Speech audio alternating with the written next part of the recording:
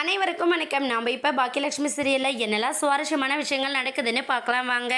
நம்ம பாக்கியா எப்படியாச்சு அமிலா பாப்பா 2 பேரையும் அவரோட கடைசி ஆசையை நிறைவேற்றுறதுக்காக கூட்டிகிட்டு போய் ஆகணும் அப்படின்னு சொல்லிட்டு பாக்கியா முடிவு பண்ணியிருக்காங்க.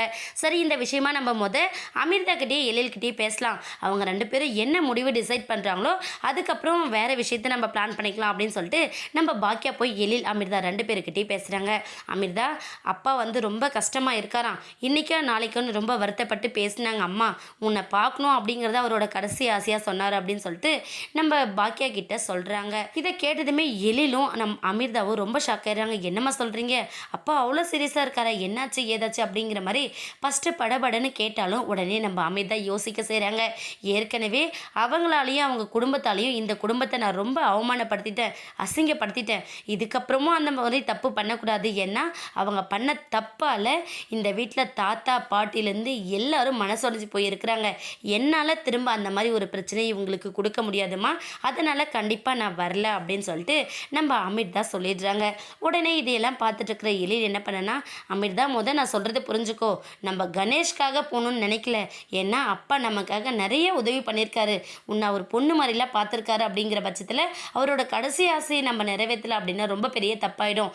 அதனால் நம்ம கண்டிப்பாக போய் பார்த்தே ஆகணும் அப்படின்னு சொல்லிட்டு நம்ம எழில் ஒரு பக்கம் சொல்கிறாங்க.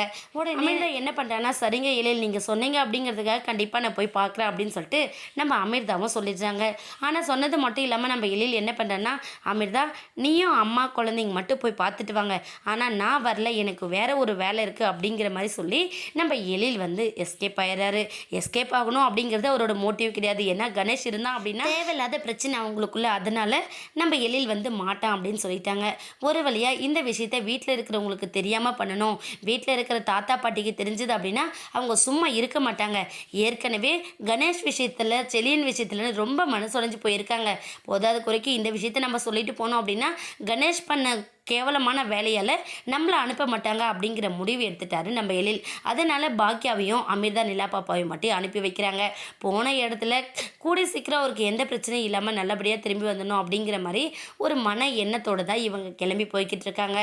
கண்டிப்பாக அங்கே போனதுக்கப்புறம் ஒரு பெரிய பிரச்சனையை ஃபேஸ் பண்ண போகிறாங்க. என்னன்னு வெயிட் பண்ணி பார்க்கலாம். இந்த வீடியோ உங்களுக்கு பிடிச்சிருந்தா மறக்காமல் நம்ம சேனலை சப்ஸ்கிரைப் பண்ணுங்கள். தேங்க்யூ.